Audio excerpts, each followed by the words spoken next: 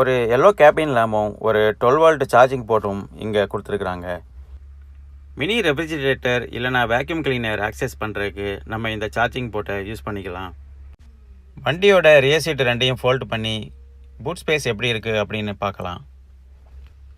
இந்த ரியர் சீட்டு ரெண்டையுமே நம்ம 50:50க்கு ஸ்ப்ளிட் பண்ணி ஃபோல்ட் பண்ணிக்கலாம். ரொம்ப ஸ்பேசியஸாக தான் இருக்குது சீட்டை நம்ம ஃபோல்ட் பண்ணால். இன்னும் ஃப்ளாட்டாக ஃபோல்ட் பண்ணால் நம்ம லக்கேஜ் இல்லைனா ஃபர்னிச்சர்ஸ் இந்த மாதிரி வண்டியில் ஏற்றிக்கலாம். இந்த ஃபோல்டிங் பண்ண சீட்டை நம்ம புல் பண்ணுறதுக்கு இதிலே ஒரு ஹூக்கு போல் கொடுத்துருக்குறாங்க. சீட்டோட லாக்கு எல்லாமே பார்த்தீங்கன்னா நல்ல குவாலிட்டியாக ஒரு ஹெவியான மெட்டலில் தான் கொடுத்துருக்குறாங்க. இங்கே ஃப்ளோர் மேட்டு கீழே ஒரு சின்ன ஸ்டோரேஜ் கொடுத்துருக்குறாங்க.